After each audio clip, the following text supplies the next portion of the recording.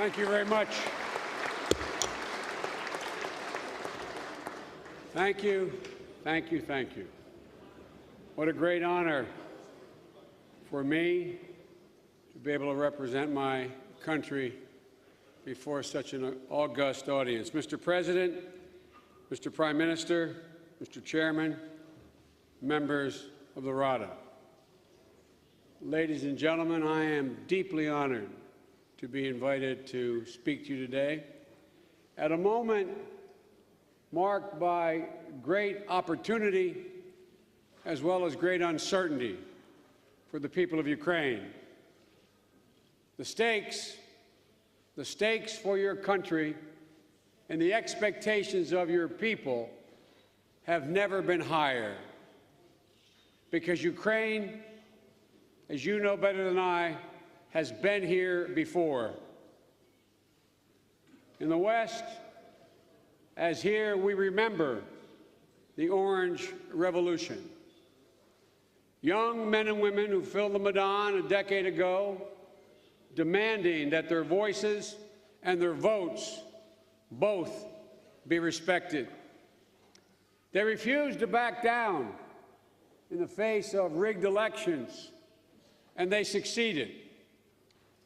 But as history tells us and shows us, and as we know, Ukraine's leaders proved incapable of delivering on the promise of democratic revolution. We saw reforms put in place only to be rolled back.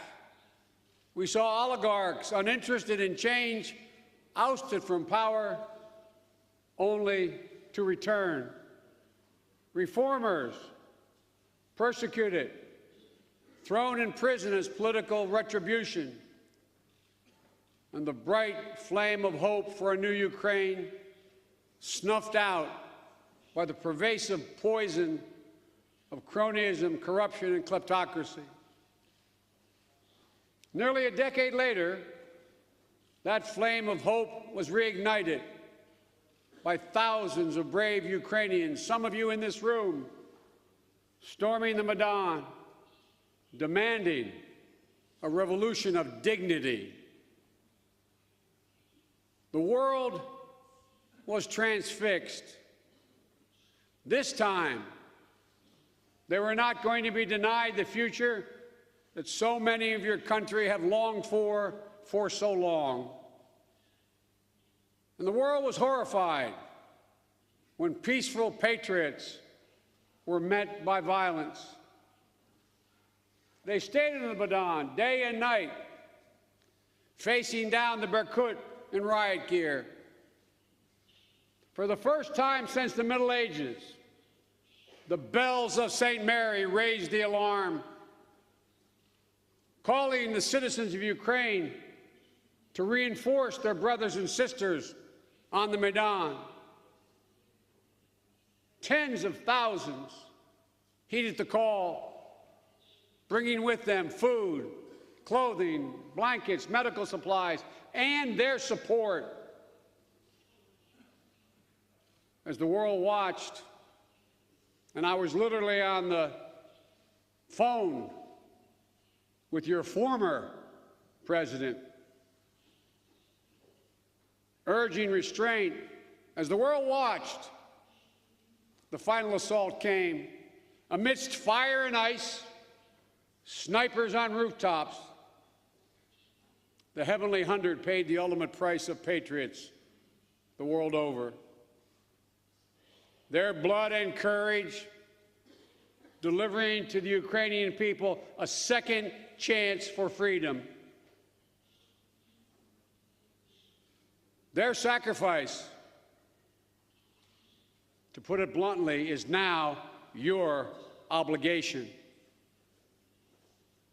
You have a historic opportunity to be remembered as the Rada that finally and permanently laid in place the pillars of freedom that your people have longed for, yearned for so many years. I need not tell you, this is a joint responsibility. The President, the Prime Minister, the members of this august body, All of you must put aside parochial differences and make real the revolution of dignity. My country, too, was born of revolution, but the battle for our independence was underway well before the first shots were fired. It began when men of conscience stood up in legislative bodies representing every region, what was then colonial America. Massachusetts, Pennsylvania, Virginia, very different interests, and declared in each of their regions the inherent rights of free people in different documents, in different language, but the inherent right to be free. They took a vast continent and a diverse people, what John Adams, one of our founding fathers and future presidents, once said, called, quote, an unwieldy machine.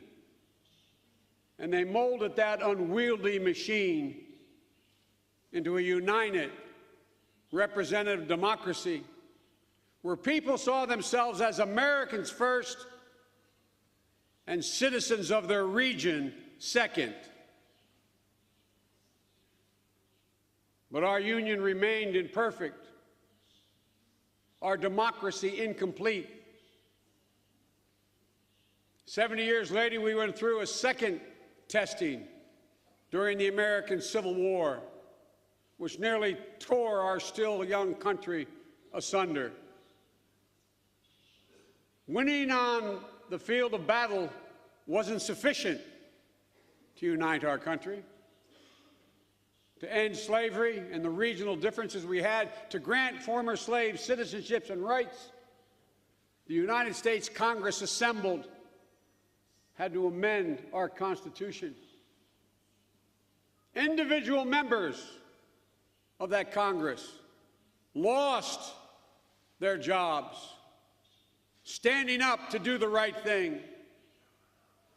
Everyone took real political risks to overcome entrenched opposition for the good of achieving a truly united States of America. In the end, it came down to extraordinary patriots, individuals putting their personal needs behind the needs of their nation, their narrow interest behind unity. Ladies and gentlemen, I believe the President, the Prime Minister, every member of this body now faces a similar test of courage. To quote an early American patriot, Thomas Paine, these are the times that try men's souls. These are the times that try men's souls. This is your moment. This is your responsibility. Each of you, if you'll forgive me for speaking to you this way in your body, each of you has an obligation to seize the opportunity that the sacrifices made in the Madon, the sacrifices of the heavenly hundred, each of you has an obligation to answer the call of history and finally build a united, democratic Ukrainian nation that can stand the test of time. Edmund Burke said it best in 1774, speaking to his constituency in Bristol, England. Here's what he said: Parliament is a deliberative assembly of one nation with one interest, that of the whole, where not local purpose, not local prejudice ought to guide, but the general good. I respectfully suggest this is a standard for which each of you will be judged. This is the standard by which your grandchildren and great-grandchildren, your progeny, will judge whether or not you had the moral courage to put the general good above local prejudice. And this is all within your power. It's within your hands, nobody else's, yours. You can bend the arc of history of this nation toward greater justice and opportunity for the Ukrainian people, and you can do it now. I've had the great privilege and opportunity afforded to me by all of you over the past 2 years to meet with representatives, all representing all sectors of this country, East and West, including the illegally occupied Crimea, from all walks of life, civil society, members of this body, your military leaders, your clergy. I've met with souls who stood in the Maidan. Some of you are now in this chamber, a place which I visited yesterday. All one has to do is look at the photographs of the Heavenly Hundred at that spontaneously erected monument where I stood yesterday. Just look at the photographs. This is not hyperbole. I'm not trying to be unduly emotional. This is real. As a foreigner, all I have to do is look at the photographs. See the photographs of young men as early as their early 20s to those in their early 80s. Every one of them were joined in common purpose, a revolution of dignity. My father had an expression he repeated 1,000 times growing up. Every man and woman is entitled to be treated with dignity. Everyone. That's what your new revolution was about, dignity.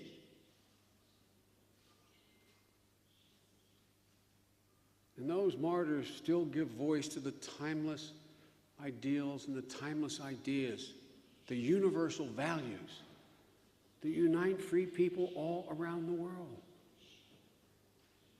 I've visited every part of this world.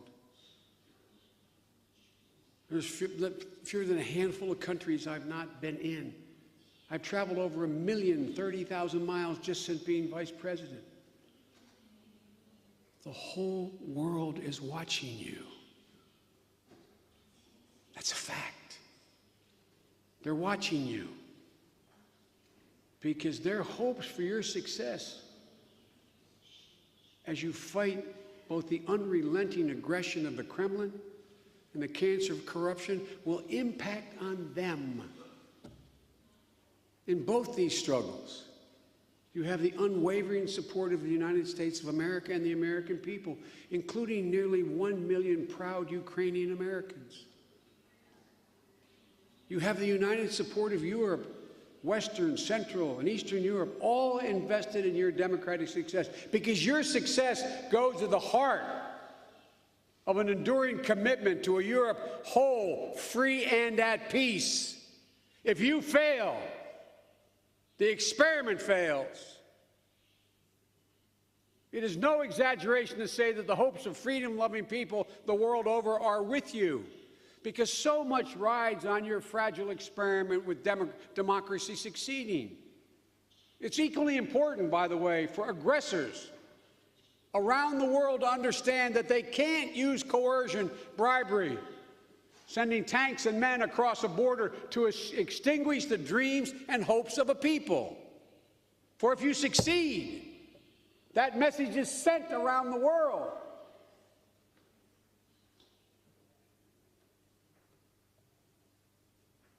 The president asked me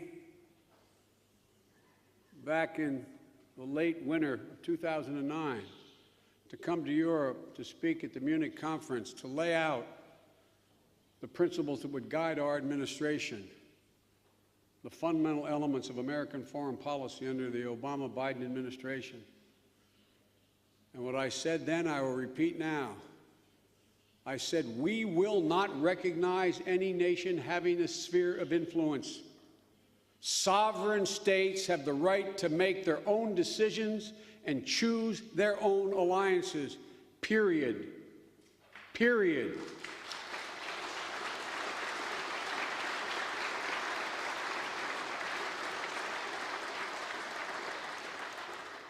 In the 21st century, nations cannot and we cannot allow them to redraw borders by force. These are the ground rules. And if we fail to uphold them, we will rue the day. Russia has violated these ground rules and continues to violate them. Today, Russia is occupying sovereign Ukrainian territory. Let me be crystal clear. The United States does not, will not, never will recognize Russia's attempt to annex to Crimea. It's that sane, that simple.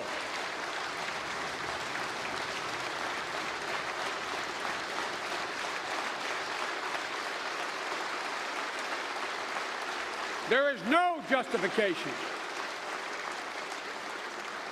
And as Russia continues to send its thugs, its troops, its mercenaries across the border, Russian tanks and missiles still fill the Donbass. Separatist forces are organized, commanded, and directed by Moscow. By Moscow.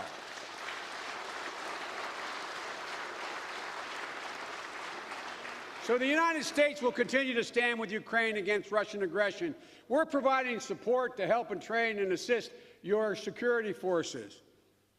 And we've relied on and rallied the rest of the world to Ukraine's cause. I have spent hours, as the President has, talking to heads of state in Europe and around the world, making it clear that one of the tests for whether or not they are our ally is, are they allied with your purpose? America and Europe now stand together, united in our commitment to impose tough economic sanctions on Russia. And while Russian aggression persists, the cost imposed on Moscow will continue to rise. The false propaganda that the Kremlin is disseminating in an attempt to undermine Ukraine and fracture Europe's resolve will not work. No one should mistake saber-rattling and bombast for strength. Let me say that again. No one should mistake saber-rattling and bombast for real strength. We're taking steps to bolster Europe's resilience to Russian coercive tactics. We are strengthening NATO as I speak, improving energy security as I speak, and attempting to help spur an economic revival throughout Europe. The United States and Europe will maintain pressure until Moscow fulfills its commitments under the Minsk Agreement. While there has been some progress in de-escalating the violence, there can be no sanctions relief unless and until Russia meets all of its commitments under the Minsk Agreement.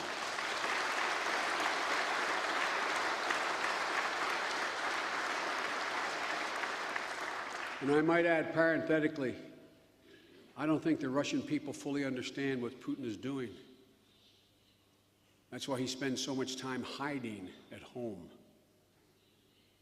the presence of Russian forces here in your country. Heavy weapons must be withdrawn from the front lines. The OSCE must be granted full, unencumbered access.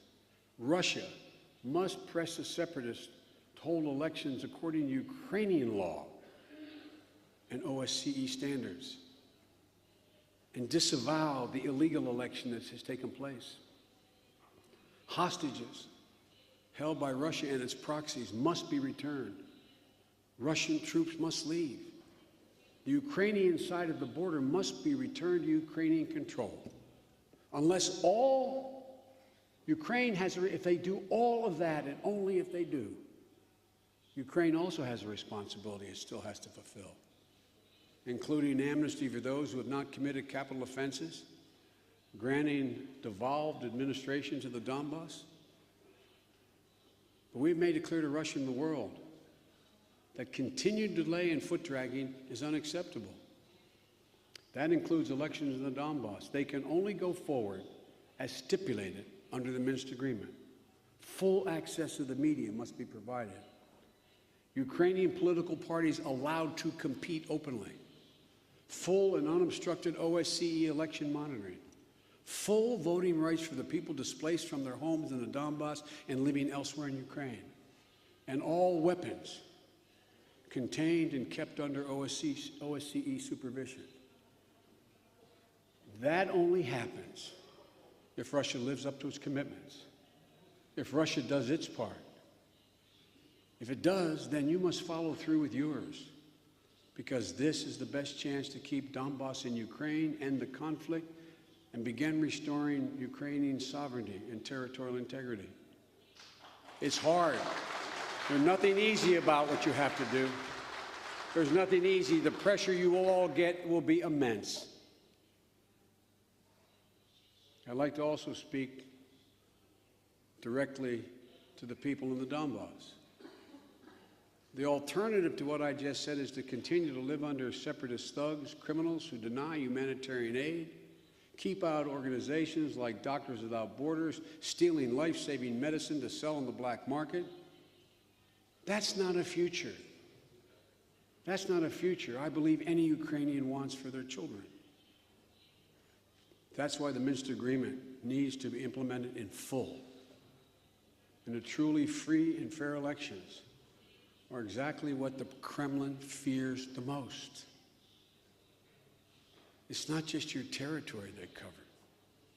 It's your success that they fear. For if free elections occur, and the people determine, as I'm confident they will, that they want to remain an integral part of Ukraine, that they are Ukrainians first, that's what Russia fears. That's what Putin fears. But as all of you know, the struggle for Ukraine's freedom is not confined to the battlefields of the East. Constitutional reform that includes judicial reform and decentralization does not compromise your sovereignty. It enhances it. It's an important step to building a strong new nation, and it's important for the Ukrainian European future. This issue of federalism was the thing that almost prevented our nation from coming into being. Autonomous, independent states, the determination to have their own police forces, their determination to have their own education system, to have their own government under a united constitution. But in addition, you also have a battle, a historic battle against corruption. Ukraine cannot afford for the people to lose hope again. The only thing worse than having no hope at all is having hopes rise and see them dashed repeatedly on the shoals of corruption. And if the people resign themselves to exploitation and corruption for fear of losing whatever little they have left, that would be the death knell for Ukrainian democracy. We've taken so many critical steps already, but all of you know there's more to do to finish this race. Not enough has been done yet. As the Prime Minister and the President have heard me often say, I never tell another man or another nation or another woman what's in their interest.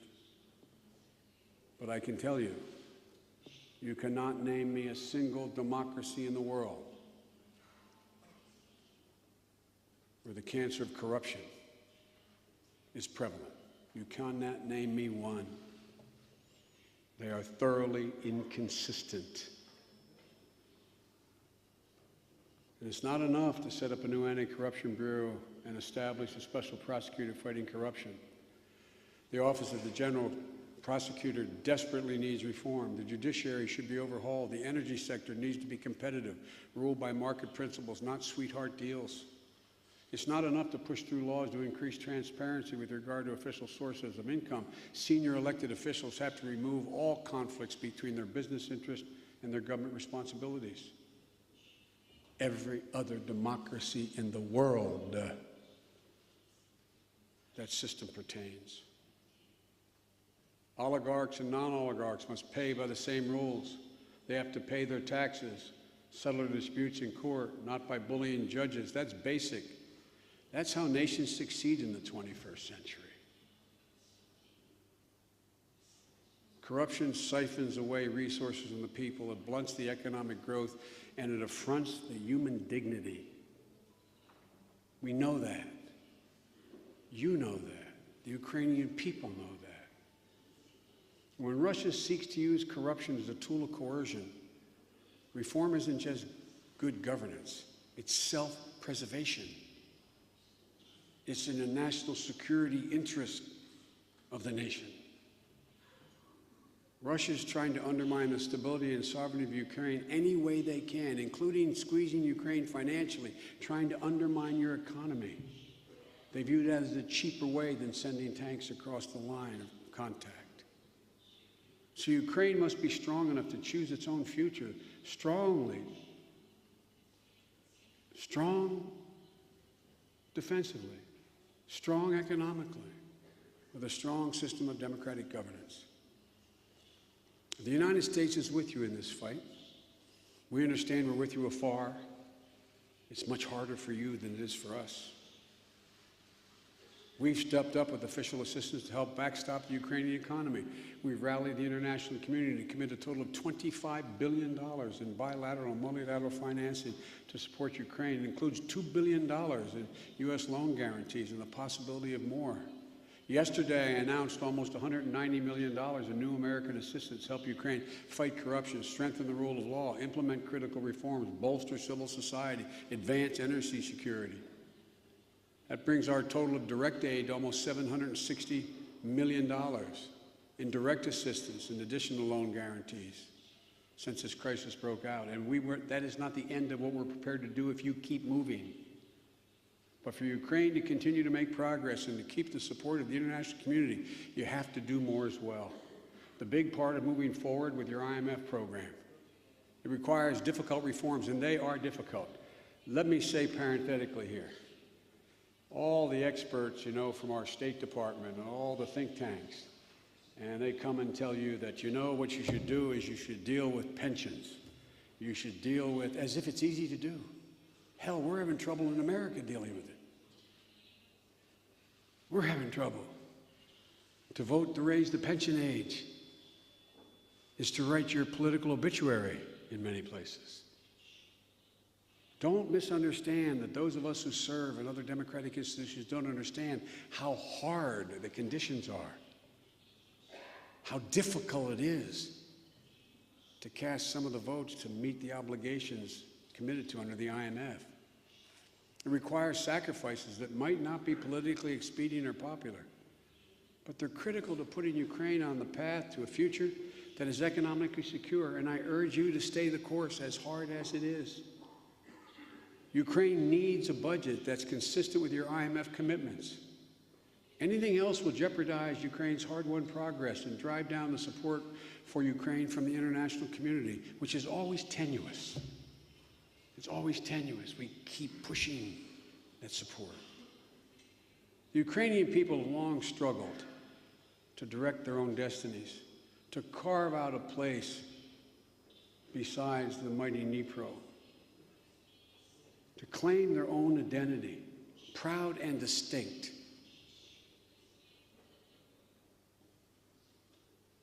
The great poet, Taras Shevchenko, wrote a verse after verse declaiming the spirit of Ukraine, urging his fellow Ukrainians to rise up and claim their liberty.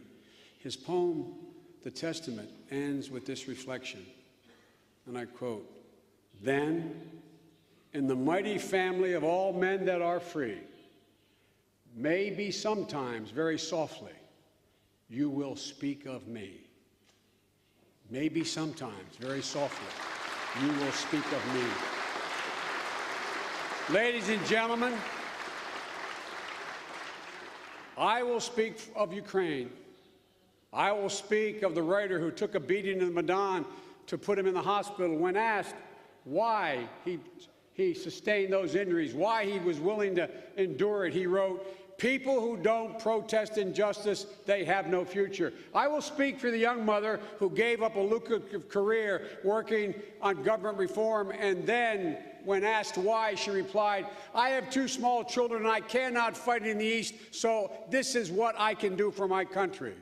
I will speak up for the university student who handed out food in the Maidan and later spoke about how those months changed. She said, "Now people don't think about what Ukraine can give them, but what they can give to Ukraine." I will speak of the men and women of this institution, a freely elected representative body of the people. I will speak of the sacrifices you've made.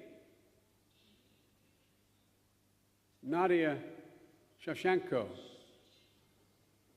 a pioneering Ukrainian helicopter pilot, who was elected to the Rada despite being unjustly imprisoned to this day.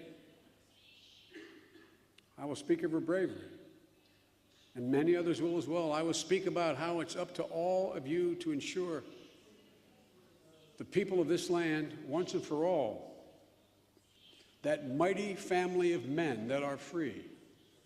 Ukraine's moment, it may be your last moment. Please, for the sake of the rest of us, selfishly on my part, don't waste it. Seize the opportunity. Build a better future for the people of Ukraine. There was a famous American politician when I was a young senator. He was in the other party, very different ideology, but he said once in response to a question, he said, in your heart, you know what's right. In your heart, you know what's right. You know. Do it. As long as you remain on that path, as long as you honor the obligation to the Ukrainian people, you'll never have to worry or doubt America and the United States will be by your side. I hesitated to come to make this speech. The reason I did is not because I lack affection for your country, but as a man who sat where you're sitting for 36 years as United States Senator, sometimes when a foreign leader would come to speak, I resent it when he or she appeared to lecture us. I hope I don't come across as hectoring or lecturing you, because that's not my intention. I just have,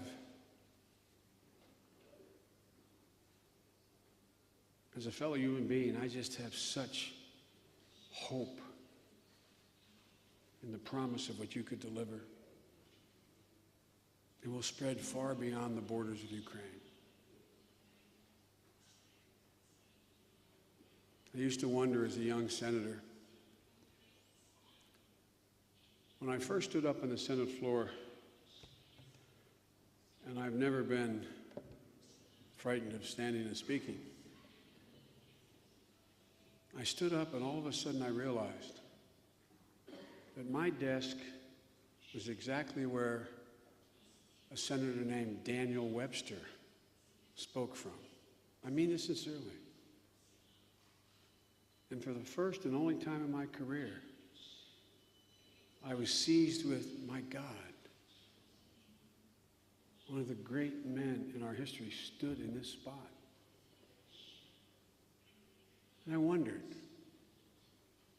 what would it have been like to be in that first Congress that gave us our freedom, created what I consider to be a great and decent nation? Well, that's where you are. It's not hyperbole. That's where each of you sit.